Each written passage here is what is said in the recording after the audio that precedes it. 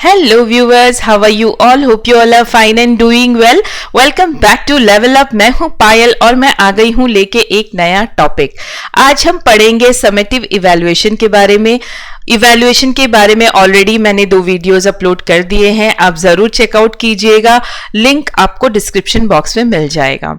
तो आज हम पढ़ेंगे समेटिव इवैल्यूएशन के बारे में. ओके, तो समेटिव इवैल्यूएशन क्या होता है? सबसे पहले तो ये है कि समेटिव इवैल्यूएशन जो होता है वो लास्ट स्टेप होता है. हम जब किसी चीज का इवैल्यूएशन करते हैं तो वो उसके लास्ट स्टेप में आता है. ओके, तो यानी कि जब हमने पूरे साल पढ़ाई कर ली, पढ़ा लिया, उसके बाद हम एंड ऑफ द ईयर देखेंगे कि लर्नर को, बच्चे को कितना समझ में आया. अगर बच्चे को कहीं पर लैकिंग है तो किस वजह से लैकिंग है.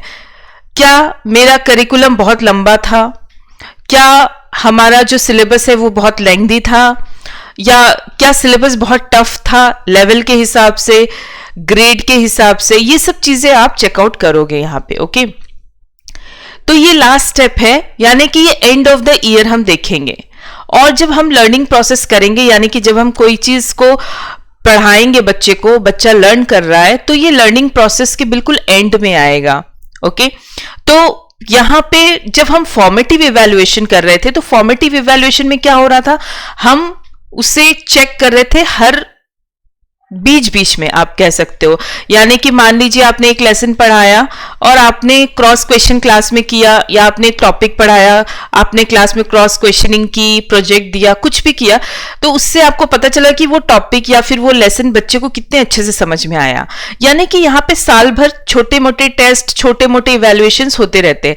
लेकिन यहाँ पे समेटिव में क्या होता है ना, यहाँ पे एंड ऑफ द प्रोसेस में होता है. जैसे कि फाइनल एग्जाम हो गए, हाफ ईयरली एग्जाम्स हो गए, या फिर कोई मिड टर्म हो गया, एनुअल एग्जाम, तो इस तरीके के गैप में होते हैं. ओके, तो this is a whole syllabus. यहाँ पे जनरली हम क्या करते हैं ना, अगर हाफ ईयरली में हुआ तो हम उसे हाफ ईयरली का पूरा सिलेबस कवर करते हैं उसमें, जब हम इवैल्यूएशन करते हैं. ओके, ये समेटिव की खासियत है, यानी कि ये एक गैप में होता है.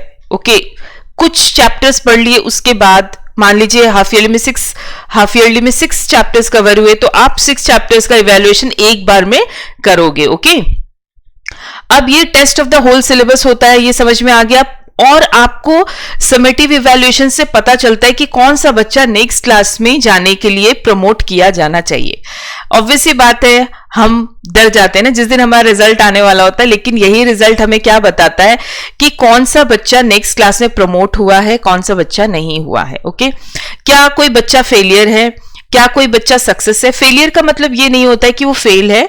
अगर आपको लग रहा है कि हाँ, ये बच्चे को अभी थोड़ा और पढ़ने की जरूरत है इस पर्टिकुलर क्लास में या इस पर्टिकुलर ग्रेड में, तो हम उसे रिपीट करवा देते हैं ना, उसी को एक्चुअली हम फेलियर कहते हैं. बट नहीं, हम अपनी बेस को क्या करते हैं, स्ट्रॉन्ग करते हैं. अगर हम पे पता है कि ये बच्चा आगे नहीं जा सकता, आगे के लेवल उसे टफ लग सकते हैं, अगर वो इस लेवल को और अच्छे से समझना चाहता है तो उसे और टाइम देना पड़ेगा. तो या तो वो बच्चा फेलियर है या तो फिर सक्सेसफुल है तो वो नेक्स्ट ग्रेड में चला जाएगा, अगर फेलियर है तो वो उसी क्लास को दोबारा से पढ़ेगा.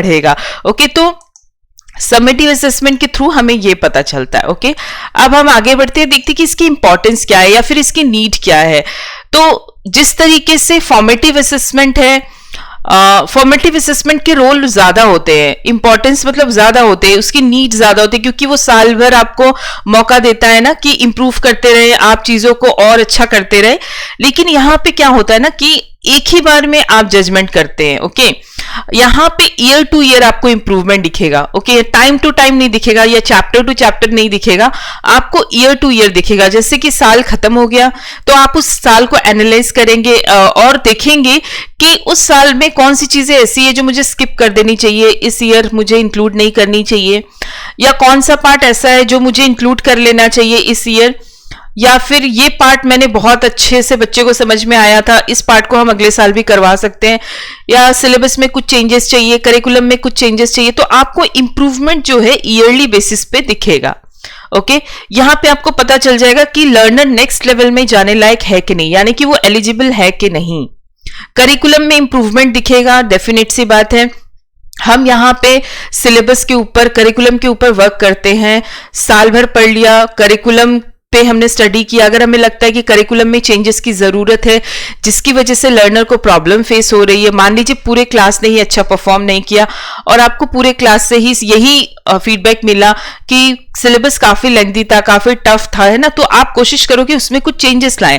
अगर पूरा का पूरा क्लास ही आपको ये लग रहा है कि नहीं अच्छा परफॉर्म कर पाया तो जरूर कोई ना कोई रीजन होगा, तो आप उस रीजन को नेक्स्ट ईयर करेक्ट करने की कोशिश करोगे। ओके, लर्नर्स के अचीवमेंट पता चलते हैं, जैसे ही रिजल्ट आउट होता है हमें क्या पता चलता है, कौन सा लर्नर कितने लेवल पे है, यानी कि कौन से ग्रेड पे है, किसको कितने अच्छे मार्क्स मिले, किसको कितने पुअर मार्क्स मिले, कौन सा लर्नर कितने अचीवमेंट लेवल पे पहुंचा, ये हमें पता चलता है। ओके, और नेक्स्ट है प्लेसमेंट्स, यानी कि फाइनल एग्जाम्स हो गए, आपने अपनी पढ़ाई खत्म कर ली, तो आपको प्लेसमेंट्स वगैरह में भी ये हेल्प करते हैं। ओके, ये इवैल्यूएशंस जो है आपको बच्चे की प्लेसमेंट वगैरह में भी हेल्प करेंगे। ग्रेडिंग और रैंकिंग तो मिलती ही है, आपने बच्चे को रैंकिंग दी, ग्रेडिंग दी, जिससे पता चलता है कि बच्चा ए ग्रेड लेवल में फॉल होता है, बी में फॉल होता है, ए प्लस में फॉल होता है, और बच्चे को कहाँ इंप्रूवमेंट चाहिए, ठीक है ना, आप उस तरीके से बच्चे को गाइड करोगे।